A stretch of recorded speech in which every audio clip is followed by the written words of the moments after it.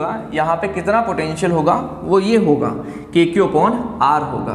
अब ये अदिश राशि है तो यहाँ पे R कब तो आएगा नहीं कि इसकी डायरेक्शन बताएं अपन, क्लियर, ठीक है। इसके बाद में आपको जैसे इसी से रिलेटेड कि ये प्लस Q चार्ज अपन इसको ऐसे लिख सकते हैं क्या, बताना आप, V = 1/4 pi epsilon node Q/R लिख सकते हैं, राइट। ये कब है, जब हवा या निर्वात की बात होती है तब है क्या, हवा या निर्वात की, एयर या वैक्यूम की बात होती है, फ्री स्पेस की बात होती है, तब अपने पास ये फॉर्मूला आता है, राइट। लेकिन यहां पे अपन क्या करें, मीडियम चेंज कर दें, क्या चेंज कर दें, मीडियम, एयर या वैक्यूम अपने पास मीडियम नहीं हो तो उस सिचुएशन में V मीडियम क्या होगा, आप बोलोगे 4 पाई एप्सिलॉन Q/R होगा, जिसे अपन 1/4 pi epsilon node epsilon R Q/R लिख सकते हैं। ये मैंने बताया था आपको कि एप्सिलॉन को अपन ऐसे लिख देते हैं, स्टार्टिंग से अपन चलते आ रहे हैं, क्लियर। अब देखो यहां से क्वेश्चन क्या बनता है, देखो ये V मीडियम निकाला अपन ने, यहां से क्वेश्चन क्या बनता है उसकी बात करते हैं। देखिए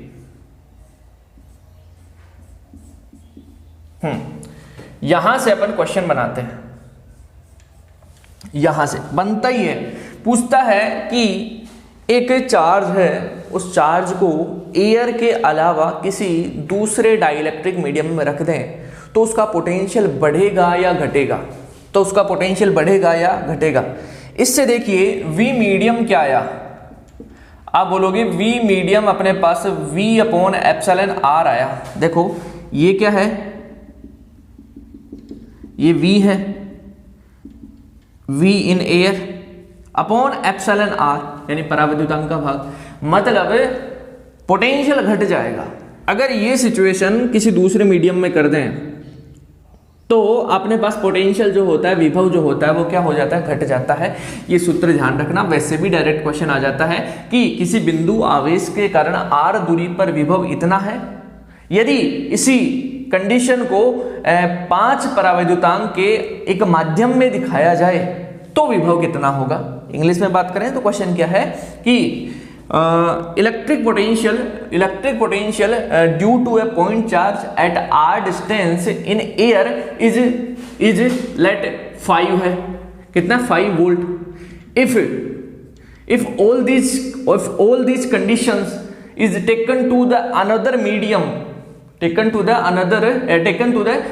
other dielectric medium and dielectric constant of that medium is 5, यानी एप्सिलॉन R कितना है 5, देन V बताओ कितना। आप बोलोगे इसमें डिवाइड ही तो करना है, कितना हो जाएगा 1 वोल्ट हो जाएगा, घट गया ना ऐसे, ठीक है। देखिए ये क्वेश्चन बनेगा इसके ऊपर, ओके, ये मैंने बता दिया आपको। अब देखो और क्वेश्चन यहां पे बनता है ग्राफ का, किसका बनता है, ग्राफ का।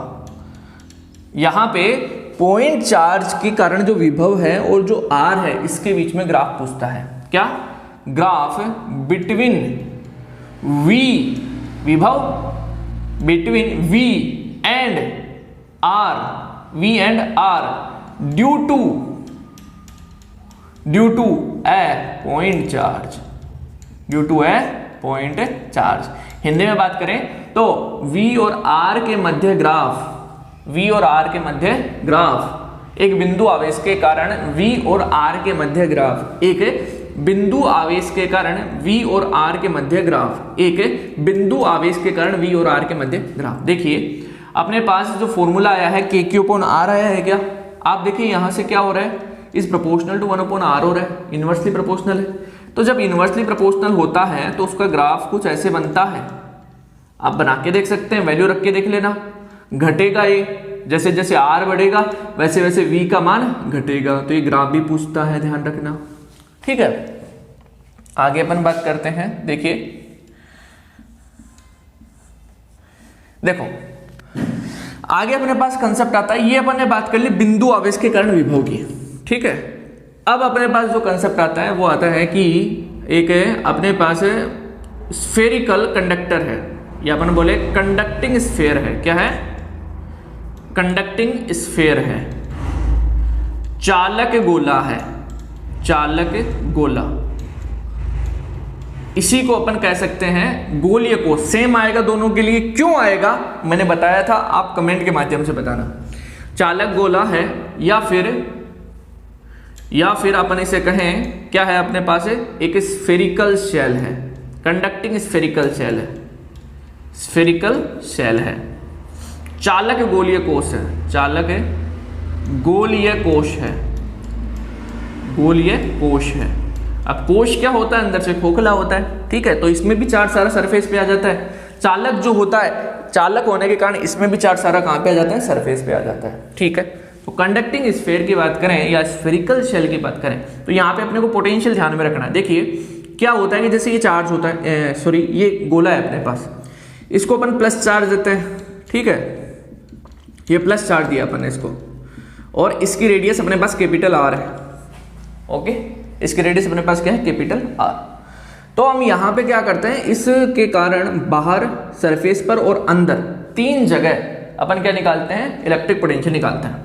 जैसे बाहर निकालते हैं तो इस सेंटर से ये डिस्टेंस हो जाती है आर, ठीक है, ये पॉइंट पी आउटसाइड के सिचुएशन में। जब सरफेस पे बात होगी तो यहाँ पे आ जाएगा, इनसाइड पे बात होगी तो यहाँ पे, जैसे कि ये पॉइंट पी यहाँ पे आ जाएगा और डिस्टेंस आर हो जाएगी। क्लियर है, मैंने सारी बातें ले ली यहाँ पे, आउटसाइड, सरफेस और इनसाइड, बाहर, सतह और अंदर, ठीक है। जब बाहर होंगे तो आप बताओ आर जो होगा ये कैपिटल आर से बड़ा होगा क्या, हाँ बड़ा ही होगा। तो जब R is greater than capital R है, मतलब अभी आउटसाइड की बात कर रहे हैं, कितना आता है, अगर इसको प्लस क्यू चार्ज दिया है तो ये आ जाएगा के क्यू अपॉन आर। डायरेक्ट याद रखना, यहाँ पे थ्योरी थोड़ा ना लिखने बैठोगे आप डायरेक्ट, क्योंकि डायरेक्ट आपको पूछ लेगा बताओ एक कंडक्टिंग स्फीयर के बाहर स्थित बिंदु पर विभव का मान कितना होगा यदि कंडक्टिंग स्फीयर को +5 कूलम का चार्ज दिया है और वह बिंदु 5 मीटर की दूरी पर है। क्या बन गया कि calculate the electric potential due to a conducting sphere outside at the point which is lie from the center of sphere is 5 metre distance. कुछ भी पूछ सकता है, ठीक है, ऐसे क्वेश्चन बन सकते हैं, आप बना सकते हो वो तो, और वैसे क्वेश्चन आते भी हैं। मैं जैसे इस पर सारे क्वेश्चन करा चुका हूँ, वैसे मैं सारे क्वेश्चन अपने हो चुके हैं, उसका लिंक डिस्क्रिप्शन में दूंगा, आप जाना देखना उनको, ठीक है। टॉपिक वाइज बात की है मैंने। तो वी आउटसाइड कितना होगा, के क्यू अपॉन आर होगा, राइट। अच्छा, जब सरफेस की बात करेंगे, सतह की, यहाँ पे आ गए तो यहाँ पे विभव कितना होगा, sir R equal to R हो गया, तो वी सरफेस कितना हो जाएगा, के क्यू अपॉन कैपिटल आर हो जाएगा, राइट है। इनसाइड की बात करेंगे तो R is less than R होगा क्या, बताओ, R का मान कैपिटल आर से छोटा होगा क्या, यस होगा। कैपिटल आर क्या है, इसकी रेडियस है, तो वी इनसाइड अपने पास कितना होगा, बताओ। देखिए सर अंदर इलेक्ट्रिक फील्ड 0 होता है, अंदर तो इलेक्ट्रिक फील्ड 0 होगा, क्या पोटेंशियल 0 होगा क्या, ये क्वेश्चन बनता है। ये अपने शायद H.C. वर्मा की कंसेप्ट ऑफ फिजिक्स में भी है, NCERT में भी है, कि कोई कंडक्टिंग स्फीयर है, उस कंडक्टिंग स्फीयर के अंदर इलेक्ट्रिक फील्ड 0 है, क्या पोटेंशियल भी 0 है क्या, नहीं, क्योंकि पोटेंशियल क्या होता है, इनफाइनाइट से चार्ज को लेके आने में हुआ वर्क डन। तो जैसे कि हम चार्ज को लेके आते हैं सरफेस पे, तो सरफेस पे लाने में तो वर्क डन होता ही है, जो कि ये आएगा, फिर अंदर लेके आएंगे, अंदर चार्ज नहीं है तो अंदर 0 हो जाएगा, लेकिन ये पार्ट कहाँ पे जाएगा, ये तो ऐड होगा ना। तो अपने पास वी इनसाइड भी जो वी सरफेस पे होता है ना, वो ही होता है, ये ध्यान रखना, ये पूछता है, ये अपन ने मतलब 12th में अच्छे से किया है कि इनसाइड जो अपने पास विभव होता है, जो सरफेस पे होता है उतना ही होता है, क्योंकि वर्क डन होता है, वर्क डन अपन निकालते हैं, यहाँ तक का तो ऐड हो जाता है, यहाँ का तो मिल जाता है के क्यू अपॉन आर, लेकिन अंदर नहीं मिलता, कारण अंदर चार्ज नहीं है, तो अंदर का नहीं मिलता लेकिन यहाँ का मिल जाता है, तो ये ऐड होता है उसके अंदर, क्योंकि वर्क डन पूछा है तो टोटल वर्क डन लेंगे तो ये आ जाता है, ठीक है। तो अपने पास ये तीनों चीजें आपको ध्यान रखनी है, क्लियर, तीनों चीजें आपको ध्यान रखनी है, तीनों फॉर्मूलाज आपको पता होने चाहिए, इसमें ज्यादातर इनसाइड का क्वेश्चन आता है। ओके, आगे बात करते हैं। देखिए ग्राफ का भी क्वेश्चन बनता है यहाँ पे, लेकिन ग्राफ को लेकर अपन डिस्कस करेंगे। देखना, चालक गोला है, चालक गोले के बाद में आपसे यहाँ पे पूछता है कुचालक गोले के कारण, किसके कारण, कुचालक गोले के कारण, कुचालक गोले के कारण। कुचालक यानी non conducting, non conducting, non conducting sphere, ठीक है, इसको चार्ज दिया है तो इसके लिए भी अपन क्या निकालते हैं, पोटेंशियल निकालते हैं। जैसे कि ये अपने पास नॉन कंडक्टिंग स्फीयर है। कंडक्टर में तो क्या होता है, सारा चार्ज सरफेस पे आ जाता है, लेकिन नॉन कंडक्टर में चार्ज सरफेस पे नहीं आता, क्योंकि नॉन कंडक्टर यानी कुचालक का मतलब ही होता है जिसमें आवेश गति नहीं कर सकते। तो यहाँ पे जो आवेश दिया है वो इसके पूरे वॉल्यूम पर होगा, मतलब यहाँ पे भी होगा, अंदर भी इसके चार्ज होता है, ठीक है। हमने अंदर इलेक्ट्रिक फील्ड निकाला था, याद है क्या आपको, इसकी कैपिटल आर रेडियस है। यहाँ पे भी अपन 3 जगह पे निकालते हैं। एक तो हो गया क्या अपने पास R is greater than R, मतलब आउटसाइड की बात कर रहे हैं, कितना आ जाएगा, सेम KQ अपॉन R। अच्छा, R is equal to R, जब R का वैल्यू R के समान है, V सरफेस हो गया, KQ अपॉन कैपिटल R। बताओ देखे आपका कहां पे V इनसाइड कितना होगा, दिख तो रहा है ना यहाँ पे। इनसाइड बात करते हैं, इनसाइड बताओ कितना होगा, मैं यहां पे ले लेता हूं, कोई दिक्कत नहीं है अपने को। V इनसाइड, V इनसाइड पूछा है, V इनसाइड बताना अपने को, याद है तो बताओ, क्वेश्चन भी कराया मैंने इस पर। सर हम तो भूल गए। अरे भूलोगे तो एग्जाम में कैसे करके आओगे, याद होने चाहिए सब कुछ, याद होंगे ना तभी काम होगा, अदरवाइज क्वेश्चन ही सोल्व नहीं होंगे। मान लो इस पर क्वेश्चन आ गया तो कहां से कर पाओगे, तो फॉर्मूलाज सारे याद कर लो, फॉर्मूलाज पे ज्यादातर क्वेश्चन है, फिर इस पर क्वेश्चन लगाओ अच्छे अच्छे, PYQ लगाओ, BSc नर्सिंग जितने जो क्वेश्चन आए वो लगाओ। तो R is equal to R के लिए हो गया, लेकिन R is less than R की बात करें, अंदर की बात करें, तब ये आप ध्यान रखना, V इनसाइड का जो फॉर्मूला आता है वो आता है अपने पास KQ 3/2 R cube R square minus R square, ये फॉर्मूला होता है इनसाइड का। ये ध्यान ही रखना है, याद ही रखना है, निकालते हैं, प्रोसेस वही है, पहले चार्ज को सरफेस पे लाते हैं, सरफेस से अंदर लाते हैं, दोनों को जोड़ देते हैं, वर्क डन, जुड़ जाता है, तो इनसाइड पोटेंशियल इतना आ जाता है। यहां पे जो क्वेश्चन पूछता है वो सेंटर को लेकर पूछता है कि सेंटर पे केंद्र पर कितना विभव होगा, केंद्र पर कितना विभव होगा, ये क्वेश्चन आता है सेंटर पर। देखिए सेंटर पर निकालना है, V सेंटर होगा, बताओ सेंटर पर ये जो R जो वेरी कर रहा है, R जो बदल रहा है, सेंटर पर R कितना हो जाएगा, आप बोलोगे सेंटर पर R तो 0 हो जाएगा। सेंटर पर अगर R 0 हो गया, केंद्र पर R 0 हो गया, तो यहां पे R 0 करें, क्या आ जाएगा, KQ 3 R square upon 2 R cube, solve करें, V सेंटर आ गया, KQ upon R 3/2। KQ upon R क्या है, सरफेस, यानी V सेंटर कितना होता है, यहां पे लिख दो क्या, V सेंटर 3/2 VS होता है। और ये बहुत इंपॉर्टेंट बात है, ध्यान रखना, ये डायरेक्ट क्वेश्चन आता है कि नॉन कंडक्टिंग स्फीयर के सरफेस पर इतना पोटेंशियल है, बताओ सेंटर पर कितना पोटेंशियल, जस्ट उसका 3/2 करना है, सेंटर पर आ जाएगा कितना, 3/2 कर देंगे तो किस पे आ जाएगा, सेंटर पे। Clear, okay. तो यहां पे ये अपने को पूछता है कि सेंटर पर पोटेंशियल कितना होगा, है ना, और इनसाइड का आपने ये रखना है ध्यान, ओके। तो अपन ने बात कर ली चालक गोले के लिए, चालक गोलीय कोष के लिए, कुचालक गोले के लिए। अब बात करते हैं इलेक्ट्रिक डाइपोल के लिए, किसके लिए, इलेक्ट्रिक डाइपोल के लिए। देखिए इलेक्ट्रिक डाइपोल के लिए बात करते हैं।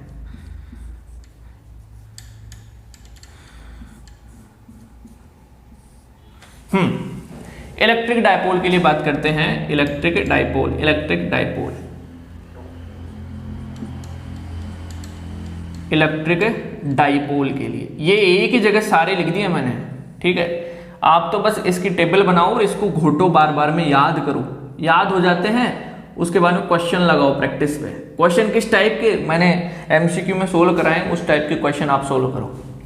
इलेक्ट्रिक डायपोल के लिए पोटेंशियल निकालते हैं और इसका फॉर्मूला अपने पास आता है Kp cos theta upon r square, ये फॉर्मूला आता है। इलेक्ट्रिक डायपोल के लिए पोटेंशियल आता है Kp cos theta upon r square. ये कहां पर आता है पोटेंशियल? ये जैसे कि मैं आपको थोड़ा सा डायग्राम बना दूं क्या? ये देखो, ये माइनस क्यू होता है, ये प्लस क्यू होता है, और ये कोई ना कोई आर पोजीशन होती है, मतलब थीटा से यहां से कोई ना कोई कोण होता है theta, point P, R theta, यहां पे अपने पास ये पोटेंशियल आता है Kp cos theta upon r square. लेकिन आपको यहां से क्वेश्चन जो पूछता है वो पूछता है इसकी अक्ष पर, कहां पर? इसकी एक्सिस पर। इसकी एक्सिस पर कितना पोटेंशियल है, अक्ष पर कितना है और निरक्ष पर कितना है। देखिए हमें पूछता है इसके अक्ष पर, एक्सिस पर। अक्ष पर थीटा कितना हो जाएगा आप बताना? 0 हो जाएगा, क्योंकि अक्ष का मतलब, एक्सिस का मतलब होता है दोनों चार्जेस को मिलाने वाली लाइन। तो थीटा कितना हो जाएगा? 0 डिग्री। अक्ष पर थीटा 0, अक्ष पर एक्सिस पर थीटा 0 हुआ। थीटा अगर 0 हुआ तो बताओ v अक्ष कर दूं, एक्सियल कर दूं, Kp अपॉन r स्क्वायर आएगा। ये लो sir, Kp upon r square क्यों आया? क्योंकि cos 0 का वैल्यू 1 होता है। ठीक है, आगे बहुत इंपॉर्टेंट बात, निरक्ष। इक्वेटर पर कितना, निरक्ष पर कितना? आप बोलना थीटा 90 डिग्री हो गया। थीटा कितना हो गया? 90 डिग्री। थीटा अगर 90 डिग्री हो गया तो बताओ v निरक्ष कितना होगा? v निरक्ष, v equator, cos 90 0, cos 90 0, then v equator कितना आ गया? 0। अब देखिए यहां पे ये सारे क्वेश्चन जो बन रहे हैं वो मैं बता रहा हूं, आप उनको तैयार करना। यहां पे अपने को डायरेक्ट पूछता है, बताओ इलेक्ट्रिक डाइपोल की निरक्ष पर, इक्वेटर पर इलेक्ट्रिक पोटेंशियल कितना होता है? 0, जबकि इलेक्ट्रिक फील्ड 0 नहीं होता है।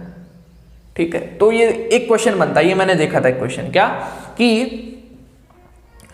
एक इलेक्ट्रिक डाइपोल है, उसके इक्वेटर पर इलेक्ट्रिक फील्ड और पोटेंशियल होते हैं सेम, डिफरेंट, बताओ क्या होंगे? डिफरेंट होंगे भाई आपका। या फिर अपन कहें कि एक इलेक्ट्रिक डाइपोल है, उसके इक्वेटर पर इलेक्ट्रिक फील्ड एंड पोटेंशियल 0 होते हैं। राइट है, रॉन्ग? गलत है। इलेक्ट्रिक फील्ड 0 नहीं होता, लेकिन इलेक्ट्रिक पोटेंशियल 0 होता है। ये क्वेश्चन बनता है अपना। तो मैंने आपको यहाँ पे जो पोटेंशियल से रिलेटेड सारी बातें थी इस चैप्टर में, वो मैंने आपको यहाँ पे बताई है। क्वेश्चन कहाँ से बनता है वो भी मैंने यहाँ पे लिखा है, आप इनको तैयार कीजिए। साथ में जो मैंने एमसीक्यू इसके बनाए हैं, multiple choice question, previous year question, topic wise question, उनको तैयार कीजिए। ये सारा का सारा चैप्टर आपका तैयार हो जाएगा। ओके, अब पोटेंशियल के बाद में इसमें अपन बात कर रहे हैं पोटेंशियल एनर्जी की। देखिए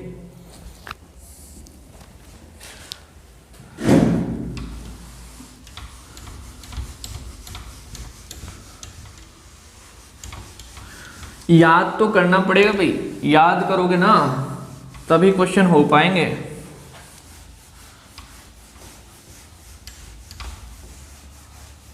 अब कुछ लोग सोच रहे हैं यार सर बिना याद किए काम नहीं चल सकता क्या? तो फिर बिना याद किए आपका सिलेक्शन रुक जाएगा। तो मान लो कि यही क्वेश्चन आ गए तो फिर, इसलिए मेहनत तो अपने को अच्छी करनी चाहिए। तो फॉर्मूलाज है, कुछ ज़्यादा तो है नहीं। इलेक्ट्रिक पोटेंशियल एनर्जी,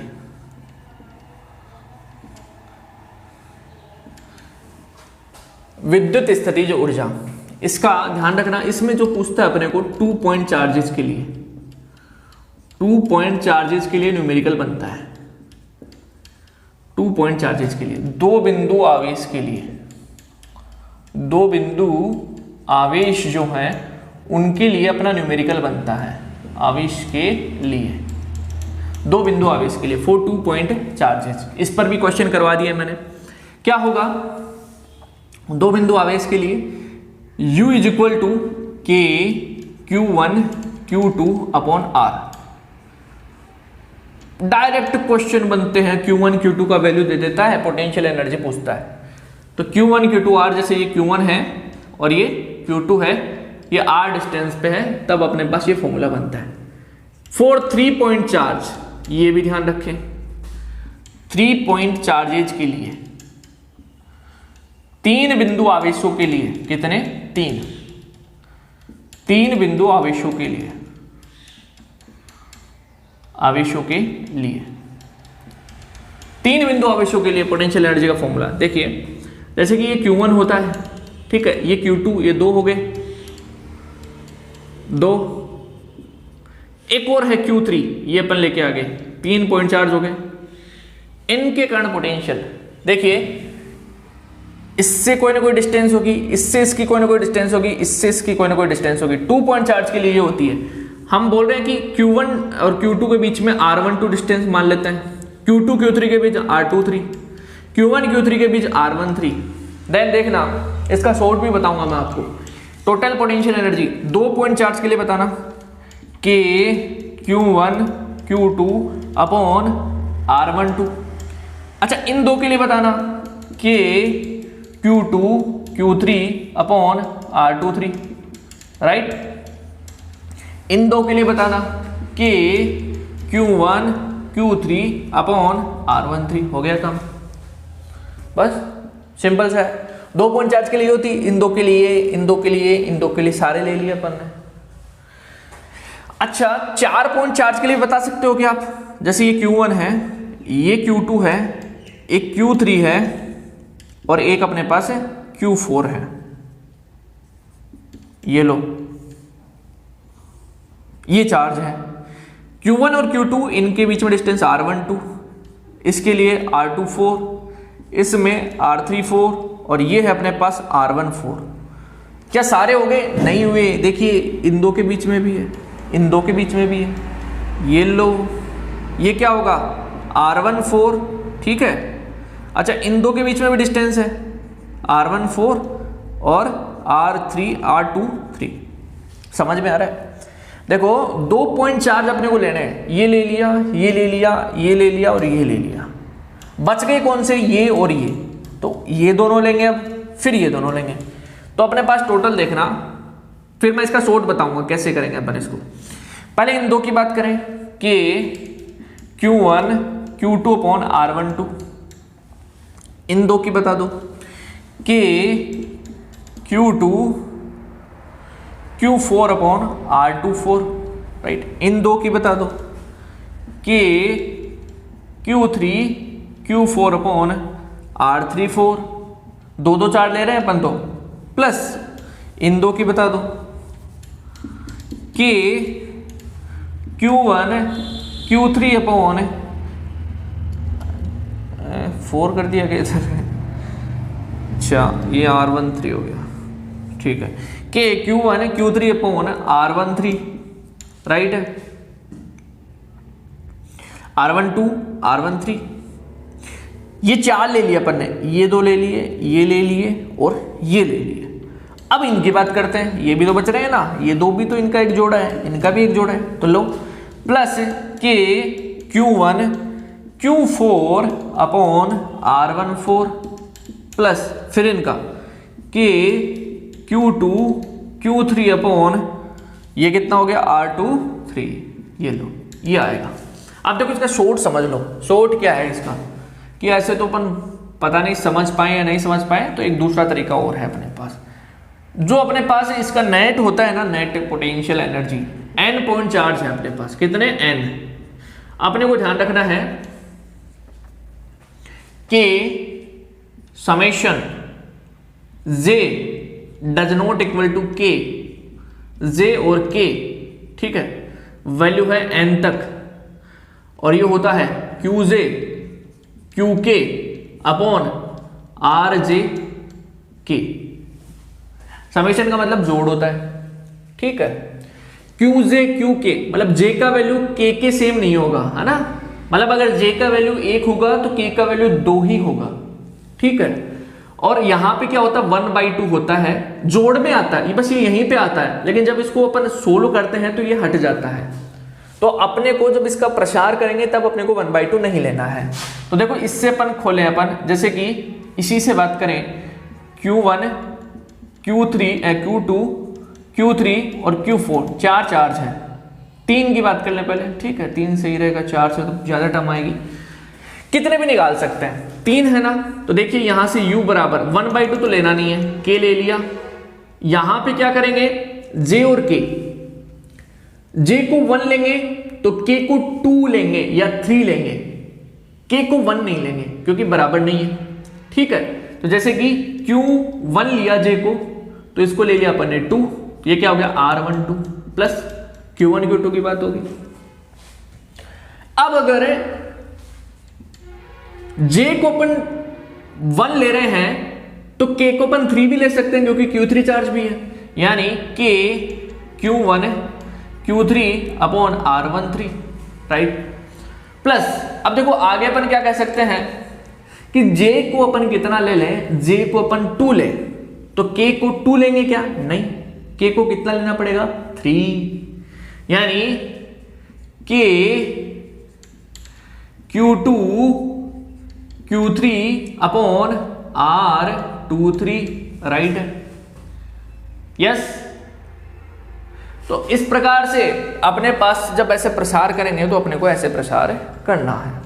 जब ये 1/2 नहीं लेना है, मतलब यहां पे लेंगे ना प्रसार करेंगे तब 1/2 नहीं लेना है, क्योंकि ये जुड़ेगा 2 टर्म आएगी तो अभी 1 हो जाएगा, ठीक है। तो अपने पास इस प्रकार से होगा j does not equal to k, value कहां तक, n तक, j और k qj qk rj के। और अपन इसमें क्या करेंगे, जैसे 3 चार्ज की बात करी तो जैसे r12 फिर r13, राइट, r23 ये ले सकते हैं, राइट। तो अपन ने इस प्रकार से लिया। j को k के इक्वल नहीं रखना है, ठीक है। j अगर 1 लेंगे तो k 2 लेंगे या फिर 3 लेंगे, j अगर 2 लेंगे तो k 3 लेंगे, अगर 3 की बात करें तो 4 होता तो k का वैल्यू 4 भी ले सकते थे, ठीक है। तो इस प्रकार से अपन इसको प्रसार करेंगे तो ये वैल्यू आएगी। ये तरीका एक ये हो गया, एक ये हो गया, 2 जोड़े बना लो वैसे लिख लो, या फिर इस तरीके से अपन इसको सोल्व कर सकते हैं। ये क्वेश्चन आते हैं, ठीक है, क्वेश्चन पूछता है जैसे कि एक स्क्वायर बना देता है, फिर पूछता है बताओ कितना पोटेंशियल एनर्जी होगी। जैसे कि ये स्क्वायर बनाया, ठीक है, ये, और यहां पे चार्ज दिया प्लस क्यू, चलो मैं सेम ही चार्ज दे देता हूं, प्लस क्यू और प्लस क्यू, स्क्वायर है, ये डिस्टेंस है, बताओ 4 पॉइंट चार्ज है, कितना चार्ज होगा, ये लो इससे करेंगे। देखना इसमें क्या होगा, सारे चार्ज सेम है, इसमें बस ये डिस्टेंस और ये डिस्टेंस अलग आएगी, बाकी का सारा सेम आएगा। यानी अगर इसका उत्तर निकालेंगे तो अपने पास 4kq² ये तो आएगा, क्योंकि ये होगा, ये होगा, ये होगा और ये होगा, फिर ये, राइट।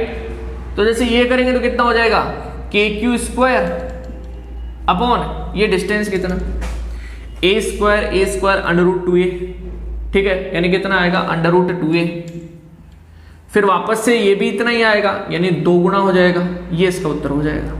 ये क्वेश्चन भी दे रखा है अपनी बुक में, तो ऐसे अपन सोल्व करते हैं, फॉर्मूला पता होना चाहिए। ज्यादातर क्वेश्चन इस पर आते हैं, रेयरली क्वेश्चन इन पे आते हैं। ओके, चलिए नेक्स्ट अपन बात करते हैं पोटेंशियल एनर्जी। अपन पढ़ रहे हैं और पोटेंशियल एनर्जी में 2 पॉइंट चार्ज की बात कर ली, 3 पॉइंट चार्ज की बात कर ली। एक और कंसेप्ट यहाँ पे बनता है, आप यहाँ पे ध्यान रखें, वो है अपने पास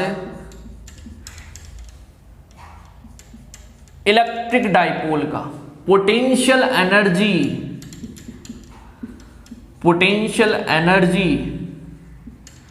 of an electric dipole of a dipole in external electric field. ये क्वेश्चन आता है। बाह्य विद्युत क्षेत्र में द्विध्रुव की विद्युत स्थितिज ऊर्जा ये कितनी होगी।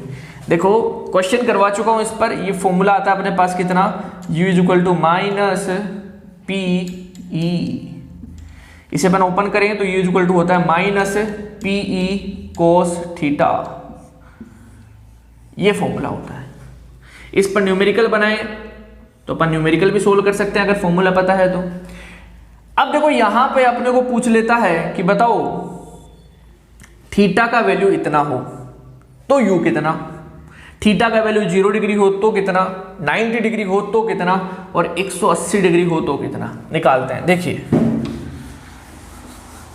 ये अपना चैप्टर आधा कंप्लीट होने पर है। देखिए कंप्लीट होने वाला है। u is equal to minus PE cos theta आया, कितना आया, माइनस पीई कोस थीटा। ठीक, क्वेश्चन यहां पे बनाता है कि theta is equal to 0 degree पर पोटेंशियल एनर्जी कितनी, तो आप बोलना माइनस पीई, क्योंकि कोस 0 का वैल्यू 1। सेकेंड क्वेश्चन बनता है theta is equal to 90 degree पर यू कितना, कोस 90 का वैल्यू कितना, 0, U is equal to 0। Third question 180 degree पे बनता है तो यू कितना बताओ, प्लस पीई। अब क्वेश्चन यहां पे आता है कौन सी स्थायी अवस्था है और कौन सी अस्थायी अवस्था है। स्थायी अवस्था, stable state, stable state, stable state कौन सा है। स्थायी का मतलब होता है, मैंने कई बार बताया है, स्थायी का मतलब द्विध्रुव की स्थिति परिवर्तित कर दें फिर भी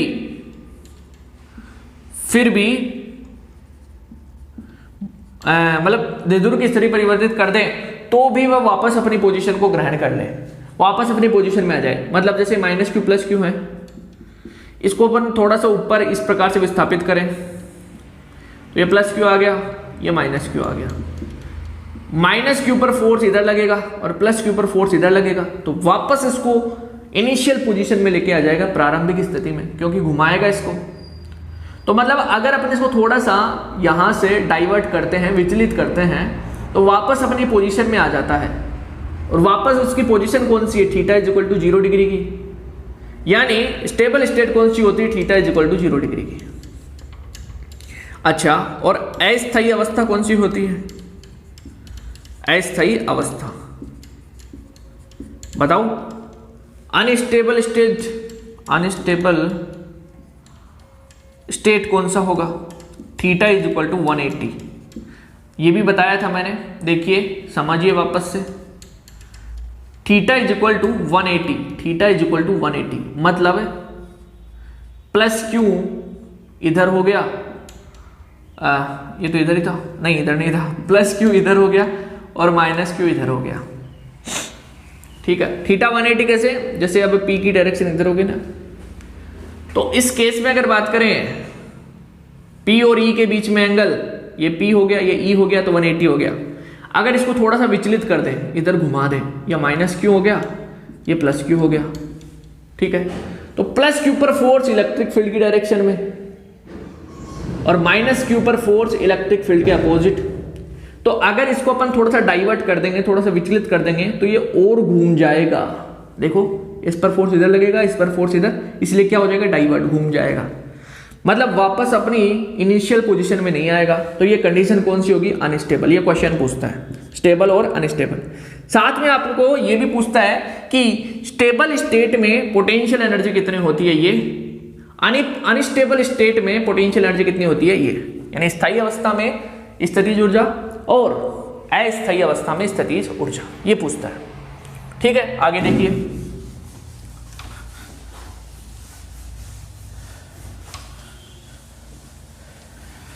पोटेंशियल एनर्जी के बाद में एक टॉपिक और अपन यहां पे देख लेते हैं, जिसके क्वेश्चन अपन ने किए थे वर्क डन के। Work done in rotation of a dipole in electric field, in electric field. Electric field में एक द्विध्रुव को घुमाने में किया गया कार्य, द्विध्रुव को घुमाने में किया गया कार्य, द्विध्रुव को घुमाने में किया गया कार्य, किया गया कार्य। यहां से क्वेश्चन आता है न्यूमेरिकल को लेकर, यह आता है अपने पास पीई कोस θ1 माइनस कोस θ2, इस पर बेस्ड क्वेश्चन करवाए हैं मैंने, वो क्वेश्चन आपको चेक करने हैं।